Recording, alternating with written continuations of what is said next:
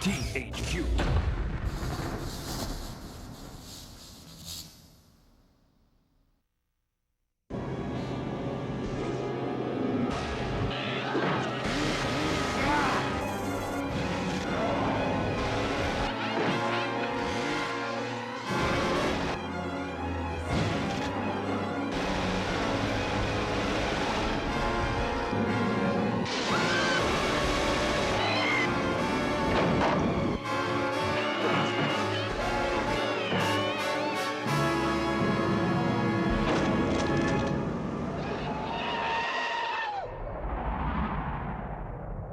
Well, I really enjoyed working on Evil Dead Fistful of Boomstick because it was a little bit of a trip down memory lane. This is a game where, we really wanted to try and capture the movement and the action and just the overall kind of over-the-top, overwhelming, kind of action that, you get in the movies. The Evil Dead Fistful of Boomstick is very similar to the trilogy as far as the campy, tongue-in-cheek type of comedy. Hey, how's that hole in your head feel? We've really tried to capture the franchise, and we've really tried to capture the license. And like I said, the campy horror, the humor that's involved, and then just the sheer action of the movies I think translates well into the game. So you're probably asking yourself how a handsome devil like me ended up in a place like this with you, right? It's a lot different from movies, obviously, because it's more controlled, but it's just as challenging because you're now involving the player in the plot of the story, so you have to accommodate that. Obviously, with games, you kind of control them. They can only go to so many areas, but what if someone just stood there going click, click, click, click, click, click, eventually, so we'd record a line of like, there's nothing there, get away from that door, step away from the window.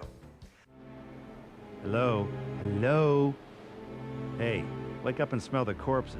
I think Bruce is the special feature. Oh, please. There are so many Evil Dead fans out there, and the fact that Bruce is involved are going to make people, I think, want to go out and get this game.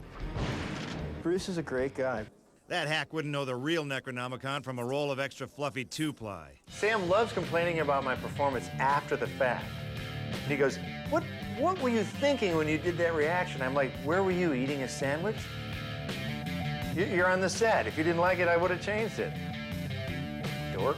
He's really into the idea of, continuing to be that action superhero, and translating it into games, I think, is really neat for him to see himself in a game and, to really see the legacy of Evil Dead being, passed on now through games. This is just very entertaining, the fact that some cheeseball character from 1979 is running around on, some guy's video shelf in 2003. What are we gonna do?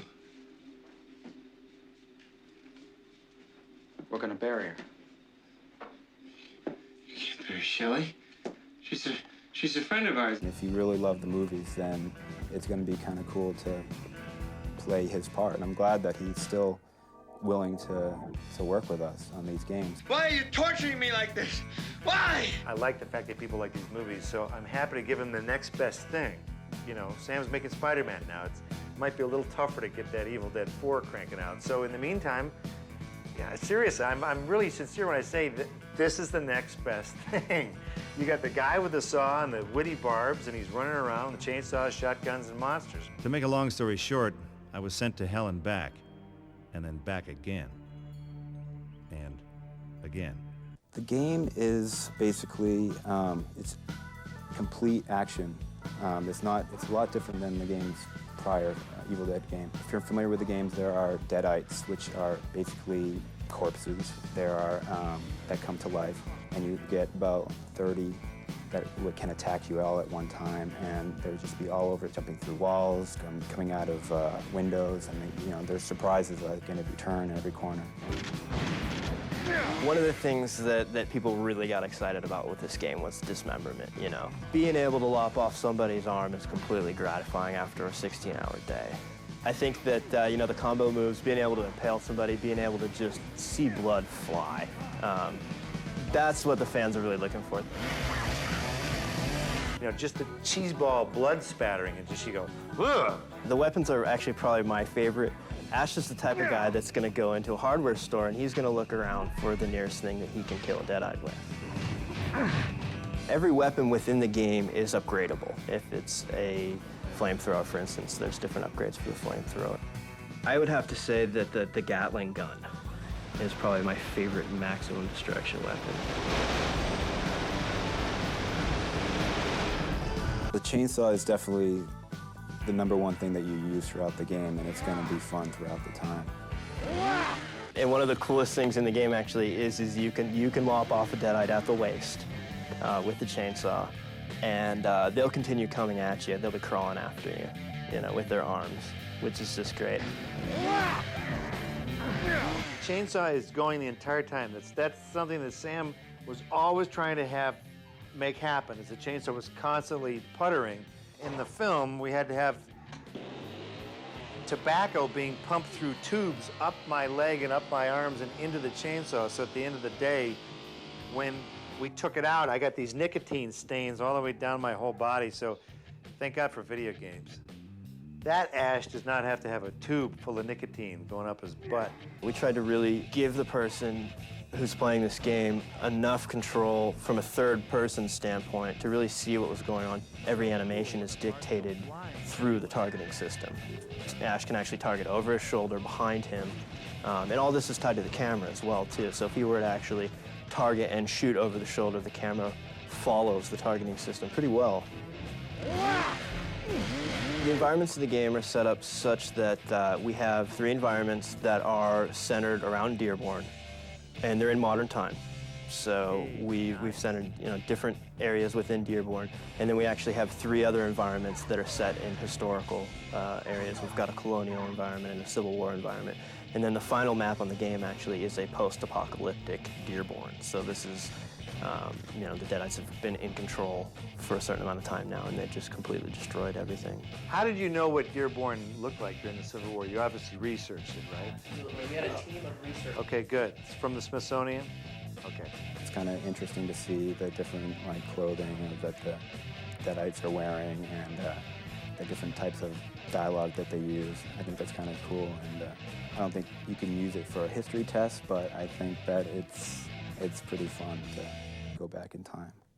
Go, Ash, go. See, he's on the prowl. I like that. He's a little hunched over when he's moving. Oh, who the hell are you, mister? Pardon me, officer. I need to find some things belonging to a stiff, a guy called Nobi. Let's see him kill somebody. Let's start killing people. Enough of this talk. Oh, is that disgusting? I like how the blood takes the motion of the saw when it slices them. See, I'm better when it's scripted that I live. That way there's nothing I can do to screw it up. As a real gamer, my life is on the line. I'm gonna suck. But that's good. The average gamer would start. They would suck. I think gamers who've never seen Evil Dead will definitely find something in it. If they like violence, if they like puzzle solving, if they like just having a bunch of enemies or on screen at once, I think they'll like it. We've really given them as much of the gore and as much of the action, as much of the intensity of the movies as we had originally planned, and we really transferred a lot of that all the way through to the end. There's always the next game. I think everyone that works in production will admit that when they make a game, they see things that they would just love to throw into the next game. There's a lot of ideas floating around, and I think once we do have time to actually sit down and catch our breaths and you know, get back to the drawing table, that there's a lot of extras that we would like to see go into the next one. We really just want to keep taking it to the next level. You know, we really want to keep improving and really, you know, giving the gamers out there as much value as we can. Oh, oh, oh! Good. See, now that's smart. It's a shotgun over the shoulder routine. You know, with a little flip in there. Yeah, now you're talking.